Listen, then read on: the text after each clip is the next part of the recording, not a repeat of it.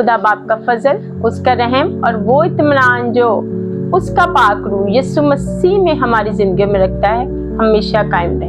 हम हमेशा यीशु में कायम रहें, हम हमेशा उसमें शामिल रहें, हम हमेशा उसमें भरपूर तरीके से अपनी जिंदगी गुजारने वाले हो। आमीन। आज हम लूका में से सीखेंगे, लूका 13वां बाब 13 चैप्टर और उसकी 6 वर्ड 6 आयत से ऑनवर्ड पढ़ेंगे। यहाँ पे लिखा है अंजीर के बेफल दरख्त की तमसील। फिर उसने ये तमसील कही कि किसी ने अपने पाकिस्तान में एक अंजीर का दरख्त लगाया था, वो उसमें फल ढूंढने आया और ना पाया। फिर उसने कहा, मतलब कि यीशु जब उनसे कलाम कर रहा था तो यीशु ने तमसील में कलाम किया और तमसील में एक दरख्त की मिसाल दी है, एक दरख्त पे बात की है।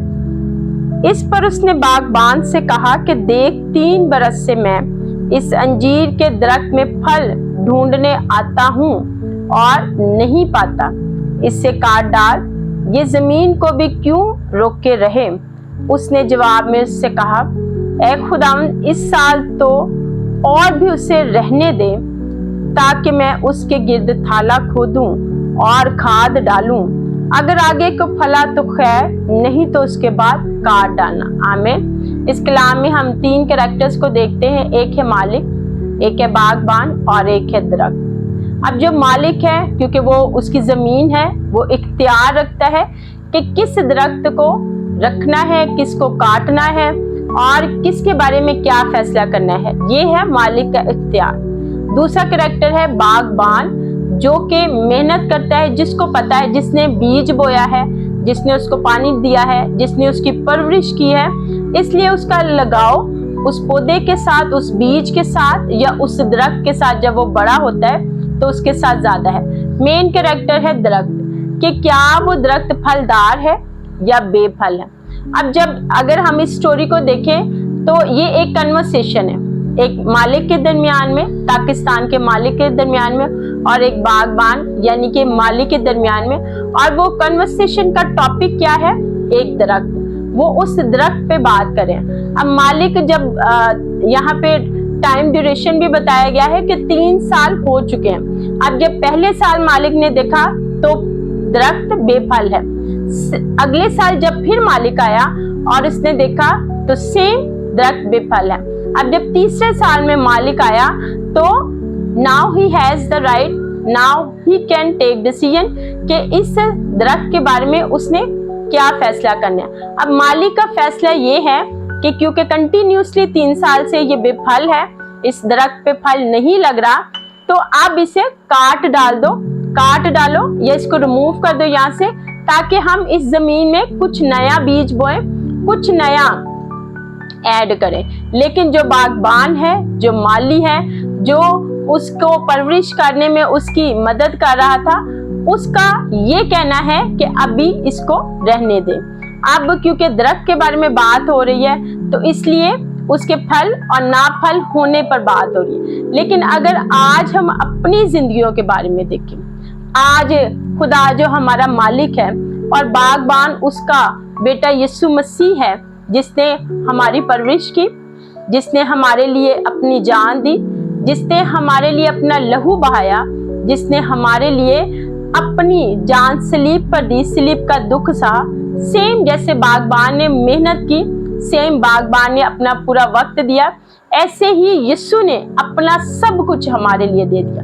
अब हमारी जिंदगी कैसी है, इसका फैसला खुदा बाप ने करना है। अब जबकि वो हमें देखता है कि हम फ्रूटफुल हैं, हम फलदार हैं या बेफल हैं, तो खुदा बाप के पास इख्तियार है कि वो हमारे लिए फैसला करे। लेकिन यीशु जो हमेशा खुदा की हजूरी में खड़ा रहता है हमारी शिफायत के लिए, और वो कहता है कि इस बार भी इस जिंदगी को बदलने का मौका दो। इस बार भी देखते हैं कि ये अपने लिए क्या बदलने के लिए क्या तदबीर इख्तियार करते हैं। इस बार क्या जो मेरा पाक रूह इसको मददगार के तौर पर दिया गया है, क्या ये सुनता है? आज हमने अपने आप को चेक करना है। आज हमारी जिंदगियां कैसी हैं? क्या खुदा हमारे लिए कैसा फैसला करेगा? ये देखने और सोचने की बात हमारे लिए है। क्या हम फ्रूट दे रहे हैं? क्या हम उसकी बादशाहत के लिए काम कर रहे हैं? क्या हम अपने आप को यीशु के लिए पेश कर चुके हैं? क्या हम उसके लिए काम कर रहे हैं कि जिस तरह उसने हमें बचाया है, क्या हम आगे जिंदगियों को बचा रहे हैं? या अभी तक हम खुद ही बेफल हैं? या अभी तक हम ही वैसे नहीं बन चुके, वैसे नहीं बन सके कि जिसको मालिक आए और खुश हो? ये आज सोचने की और देखने की जरूरत है कि हमारी जिंदगियां कैसी हैं। क्या आज जो हमारा बागबान है यानी कि यीशु मसीह, वो मालिक के सामने हमें खुशी से पेश करता है, या फिर खुदा बाप के सामने, मालिक के सामने हमारे लिए मिन्नत करता है? आज हमें अपनी जिंदगियों के बारे में और अपने घरानों के बारे में देखने और सोचने की जरूरत है।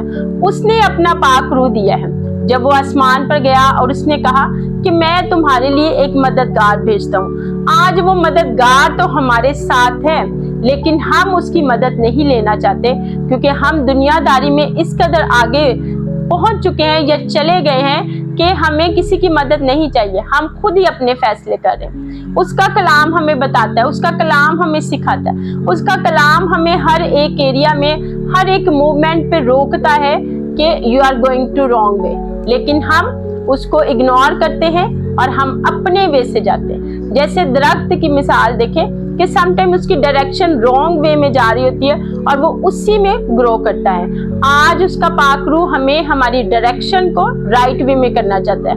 उसका पाक रूह हमारी काट और छांट करता है ताकि जो हमारी बढ़ने की डायरेक्शन है वो सीधी रहे। और यीशु ने जो कहा कि राह, हक और जिंदगी मैं हूँ, तो जब राह भी वो है, हक भी वो है, जिंदगी भी वो है, मीन्स के एक पूरा पैकेज हमारे पास है। सिर्फ हमने उस पैकेज को लेना है और उसको अपनी लाइफ में इस्तेमाल करना। हम उसके लिए इस्तेमाल हो जाए, हम उसके लिए फल दे दें। आमीन।